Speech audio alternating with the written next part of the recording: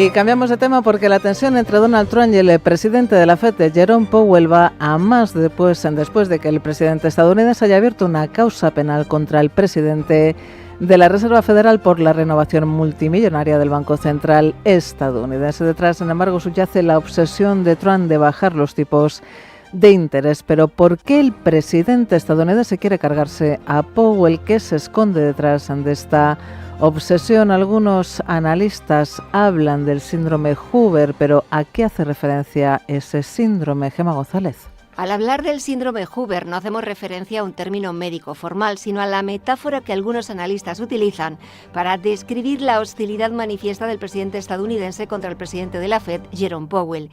Este síndrome hace referencia a Herbert Hoover, presidente de Estados Unidos al inicio de la Gran Depresión. Aunque no causó directamente el crack, quedó políticamente marcado por él y fue considerado el responsable del desastre económico. Su nombre pasó a convertirse en sinónimo de fracaso económico presidencial. En la actualidad, este concepto se usa para describir el miedo de un líder a convertirse en el culpable histórico de una crisis económica. Y ahí es donde podría encuadrarse la animadversión pública de Trump por Powell. Desde su vuelta a la Casa Blanca, Trump ha atacado constantemente a Powell, al que acusa de subir los tipos de interés demasiado rápido, frenar el crecimiento y poner en riesgo la bolsa y el empleo.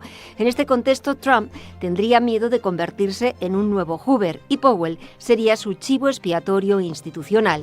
Pero no solo Trump podría ser víctima del síndrome Hoover, otros presidentes como Nixon o Biden también lo sufrieron. A finales de los 60 y principios de los 70, la inflación en Estados Unidos no paraba de subir, con la calle movilizada además en contra de la guerra de Vietnam.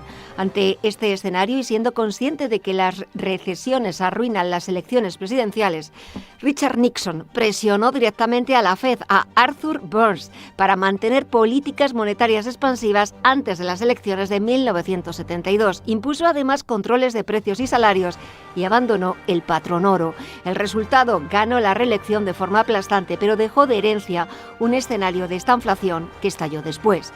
Biden representa por su parte una versión más defensiva del síndrome.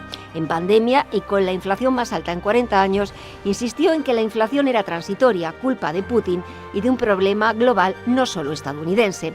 Evitó confrontar con la Fed y respetó, eso sí, su independencia. En ese caso, Biden no buscó un chivo expiatorio institucional, pero sí diluir su responsabilidad histórica.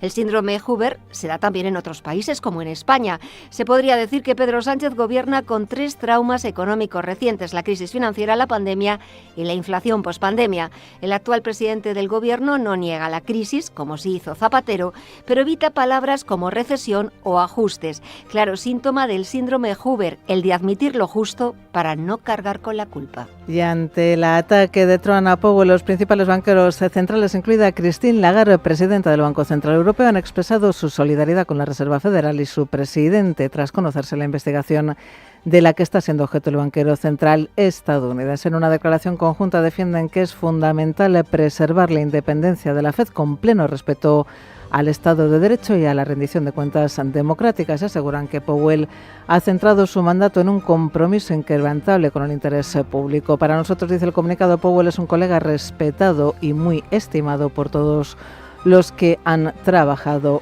con él.